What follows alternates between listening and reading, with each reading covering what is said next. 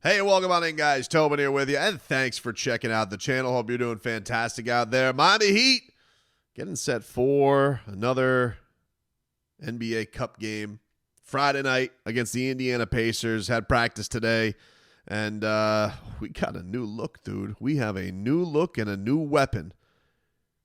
The man with the mask, Jović, dude, has himself a new look with his busted face. And I got to tell you, kind of works for him. There's something about it. There's something about masked Nico that looks like you're in trouble, dude. Like he's got like an edge to it. I don't know if this is going to become like Rip Hamilton and it's going to become his thing, but I kind of dig the look from Nico. Now, apparently, according to reporters, Anthony Chang, Ira Winderman, they have to have the official one get mailed in.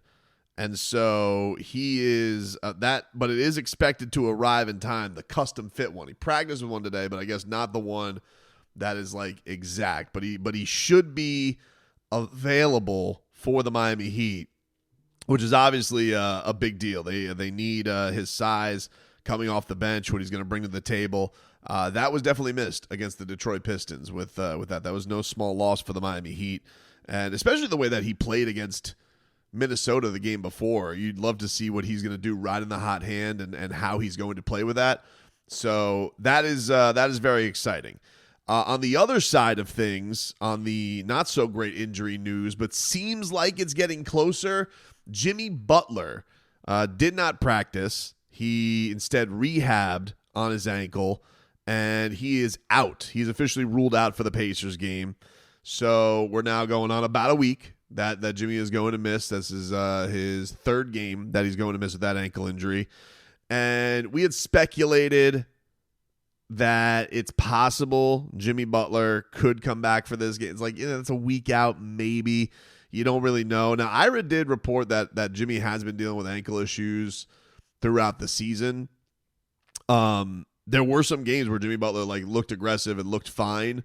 But, it is a touch-and-go thing with him. And then Jimmy, remember back to the starting five where Jimmy Butler said, I don't know why people get mad where you don't feel good to play basketball. And I know that people have gotten on Jimmy because of availability, Pat Riley included. But I do think it is important for Heat fans to realize, hey, he's still a very important piece. There's a lot of Heat fans who are, it's tough to know. It's tough to know if it's a lot of Heat fans or if it's just a bunch of carnival barkers, and it's a good amount of them on Twitter who are like, I'm ready to move on from the Jimmy Butler era, all that stuff. I get it.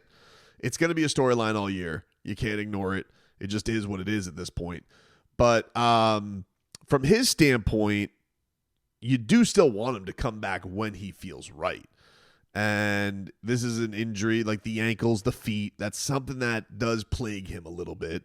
And so for him, he posted today on his Instagram. He posted what seemed like a pretty positive message indicating that this is not going to be much longer, because he posted a video of him getting his ankle worked on with his trainer, and it had the caption "Loading." And the song that he had was Lil Baby in a Minute. Can't say that I'm familiar, but if you're going to just read into the title, I'm just going to go with, hey, it seems like it's not going to be too much longer for Jimmy Butler to make his way back to the Miami Heat.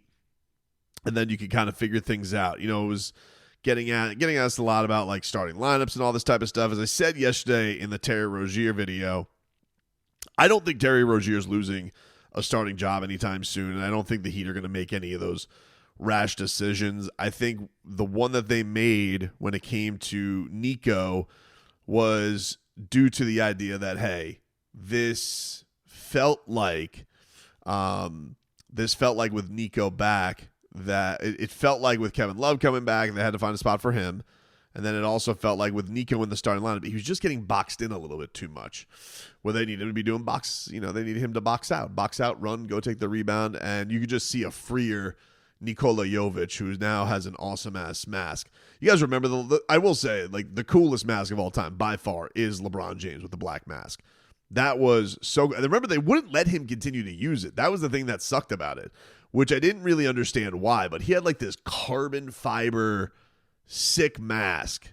And I remember I made, a montage for it on the morning show of him to like the Dark Knight, and actually it was like the one that, like I remember like LeBron liking it on Twitter because like we tagged him on it and stuff. That was when Twitter was pretty early, but he looked so badass. I don't know, was that against the Knicks? I forget who the game was against. Let me see. LeBron, Black Mask, Miami Heat. 31 in the Black Mask, and that was February of 2014. It was a win over the Knicks. It was over the Knicks. There was another thing with the Knicks that was cool, and I thought this was the coolest look too. Remember Dwyane Wade Dwyane Wade used to have migraine issues. And it was a really frustrating thing. Like, there'd be some just random ass nights. Dwyane got migraines really, really bad. And like every other year, something like that. Like for like a 4-year period, Dwyane would just miss a game because of migraines. And he came back, remember this migraines because of the lighting. Dwyane had a game where he wore orange, like they almost like, if you guys ever gone skeet shooting, clay pigeons, and you wear like colorized glasses to kind of like brighten up the background. They look like that. Like they look like they were Oakleys, but they kind of look like he was going shooting. And it was the coolest look for D Wade. But they only let him wear him for like one game. And then they outlawed him because they were like, oh, he has an advantage. He can deceive with eyes. It was one of these stupid rules. And so I think they outlawed LeBron's black mask and they outlawed D Wade's cool ass glasses. Like that was going to stop anybody against this duo. You take away their tools, and then all of a sudden everybody was going to be like, oh, I need something. This is not a fair advantage. So that was, but I'll never forget those two types of things. But I think he rocks the mask pretty well. I think it's a good look for Nikola Jović, and hopefully you have him as good as possible for this game coming up.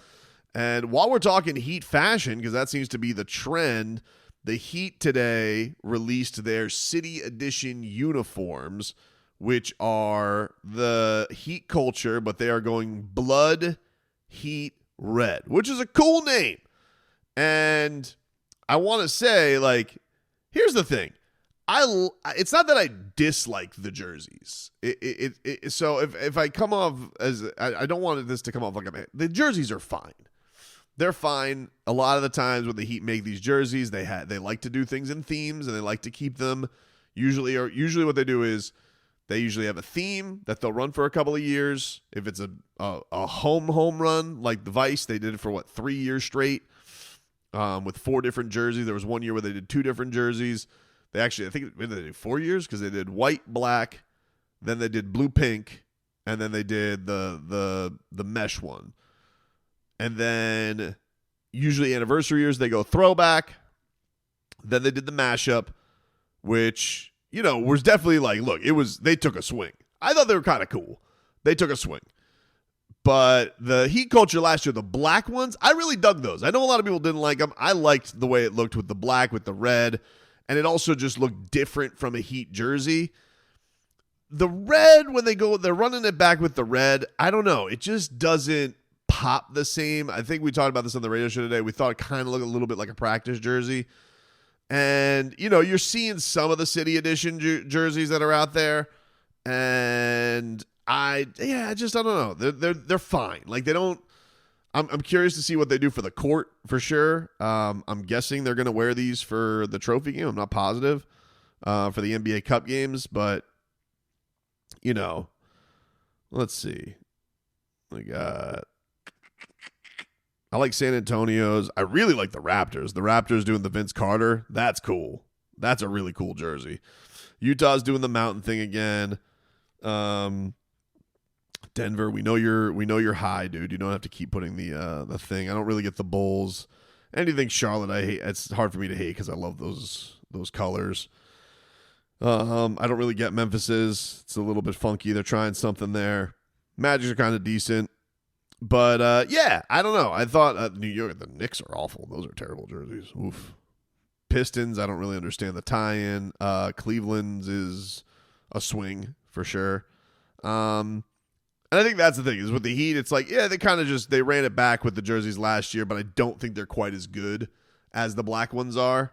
But it is a cool name, objectively. Blood Red. I imagine some of the City Edition gear, though, for that is pretty cool. I really like the numerics, strangely enough. I like the way that the numbers look with this one. I like that font. There's something about the that thing. I really I enjoyed it. I have one of those 305 shirts with from last year. So it is it's not like my favorite City Edition jersey, but man, I will say this as a credit, man, they make these guys run it back so many times with like, oh, give us a new idea. And Nike's like, give us a new idea. And so you can tell with some teams are like, no, we're going to run with basically the same idea. And the Heat, they're like, all right, we're going to do mashups. And now we're going to go Vice. And now we're going to go Heat Culture. And, I'm not sure what the next one will be in this series, if they're going to go run it back with a third or if they'll have, a new idea the next year. But yeah, these guys, they have to get the ideas like into Nike like a year in advance and things like that. But it's one of those where I definitely don't hate it. I'm not like, oh my God, those are like the best jerseys I've ever seen.